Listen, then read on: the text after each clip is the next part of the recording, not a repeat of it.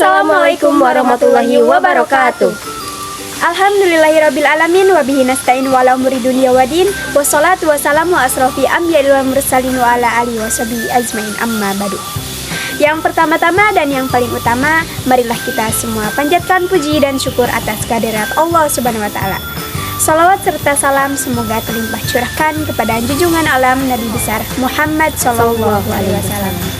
Yang kami hormati Bapak Ehaududin Nur Kifli, PhD, selaku dosen pengampu mata kuliah Metodologi Studi Islam, dan teman-teman sekalian yang kami banggakan. Sebelumnya, perkenalkan, nama saya Siti Naimatul Lutfiyah. Nama saya Sri Yulia. Kami dari Prodi Akuntansi Syariah, Sekolah Tinggi Ekonomi Islam Bina Cipta Madani. Di sini kami akan membahas mengenai metodologi pemahaman Islam di Indonesia dari studi pustaka yang telah kami pelajari. Mengenai latar belakang dari pembahasan yang akan kami bahas, yaitu Islam merupakan agama yang sangat kompleks, sehingga dalam memahaminya pun dibutuhkan cara yang tepat agar tercapai suatu pemahaman yang utuh mengenai Islam. Di Indonesia, sejak Islam pertama kali masuk sampai saat ini, timbul berbagai macam pemahaman yang berbeda mengenai Islam, sehingga dibutuhkanlah penguasaan tentang cara-cara digunakan dalam memahami Islam. Adapun rumusan masalah dari pembahasan yang akan kami bahas, yaitu yang pertama, apa itu pemahaman ajaran Islam? Yang kedua, apa kegunaan dari metode pemahaman ajaran Islam? Yang ketiga, bagaimana metode memahami Islam? Dan yang keempat, apa itu studi ilmu keislaman? Adapun tujuan dari pembahasan yang akan kami bahas yaitu 1. Untuk memahami pemahaman ajaran Islam. Yang kedua, untuk mengetahui kegunaan dari metode pemahaman ajaran Islam. Yang ketiga, cara mengetahui metode memahami Islam. Dan yang keempat, untuk memahami studi ilmu keislaman. Masuk kepada pembahasan yang pertama, yaitu mengenai pengertian metode pemahaman ajaran Islam. Menurut etimologi, metode berasal dari bahasa Yunani, yaitu meta atau sepanjang, hodos atau jalan. Jadi, metode adalah suatu ilmu tentang cara atau langkah-langkah yang ditempuh dalam suatu disiplin tertentu untuk mencapai tujuan tertentu. Menurut etimologi, metode adalah ajaran yang memberi uraian, penjelasan, dan penentuan nilai. Dilanjut ke pembahasan yang kedua, yaitu kegunaan metode pemahaman ajaran Islam. Sejak kedatangan Islam pada abad ke-13 Masehi hingga saat ini, fenomena amat variatif. Kondisi ini terjadi di berbagai negara, termasuk Indonesia. Walaupun keadaan amat variatif, namun tidak keluar dari yang terkandung dalam Al-Quran dan Sunnah, serta sejalan dengan data-data historis yang dapat dipertanggungjawabkan. Hal demikian tidak untuk merendahkan orang-orang yang jenius, akan tetapi kejeniusan saja tidak cukup, namun harus dilengkapi dengan ketepatan dalam memilih metode yang digunakan untuk kerjanya dalam bidang ilmu pengetahuan. Pada dasarnya, metode digunakan untuk mencapai tujuan dalam mencari kebenaran ilmu dan menggali kebenaran ilmu pengetahuan.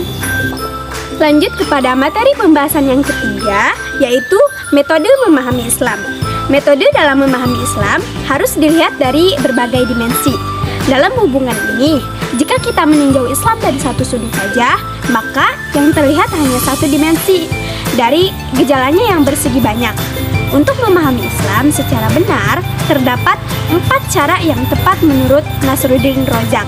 Dari berbagai metode tersebut, terdapat 2 metode dalam memahami Islam secara garis besar, yaitu yang pertama, metode komparasi, yaitu memahami Islam dengan membandingkan seluruh aspek Islam dengan agama lainnya, agar tercapai pemahaman Islam yang objektif dan utuh. Dalam komparasi tersebut, terlihat jelas bahwa Islam sangat berbeda dengan agama-agama yang lain. Intinya, Islam mengajarkan kesederhanaan dalam kehidupan dan dalam berbagai bidang.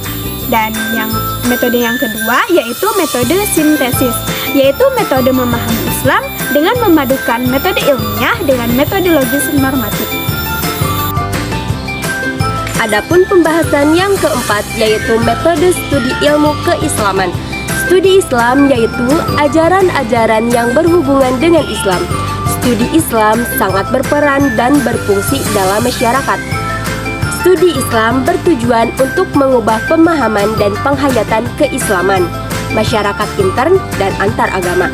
Adapun perubahan yang diharapkan adalah formalisme kepahaman menjadi substantif keagamaan dan sikap eksklusivisme menjadi sikap universalisme.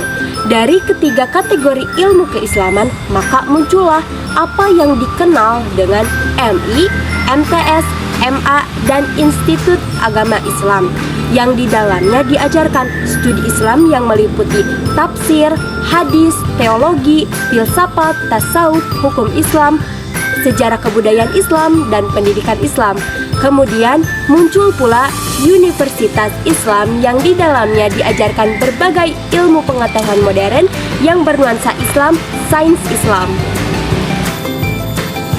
Materi yang terakhir yaitu materi yang kelima, mengenai metode pemahaman ajaran Islam di Indonesia. Masyarakat Indonesia yang pluralistik dalam bidang agamanya sangat menunggu-nunggu hasil kajian-kajian keilmuan dan penelitian-penelitian dalam bidang agama serta pemikiran-pemikiran keagamaan yang bersifat positif konstruktif untuk menopang keterlibatan bersama seluruh pengikut agama-agama di tanah air dalam membina dan memupuk kerukunan hidup antar umat beragama. Dalam keberagaman umat Islam di Indonesia, ajaran-ajaran sedikit banyak telah kehilangan nilai keakrabannya. Dengan demikian, menjadikan wajah Islam Indonesia berbeda dengan wajah Islam di dunia manapun. Selain karena faktor kelonggaran atau keterbukaan, beberapa faktor lain juga turut mendukung tersebarnya Islam secara luas di kalangan masyarakat di Indonesia. Menurut sejarawan, tasawuf merupakan faktor paling dominan dalam keberhasilan penyebaran Islam di Indonesia. Begitulah pembahasan yang telah kami bahas.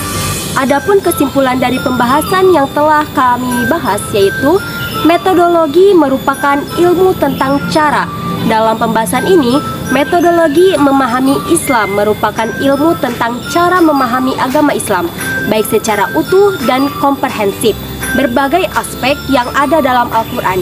Jika dipelajari secara menyeluruh, akan menghasilkan pemahaman Islam yang menyeluruh. Sekian pembahasan dari kami tentang metodologi pemahaman Islam di Indonesia. Kurang lebihnya mohon maaf. Mohon dimaklum karena kami pun masih dalam tahap belajar. Syukron kasiran ala kulli imam minkum. Akhirul kalam. Wassalamualaikum warahmatullahi wabarakatuh.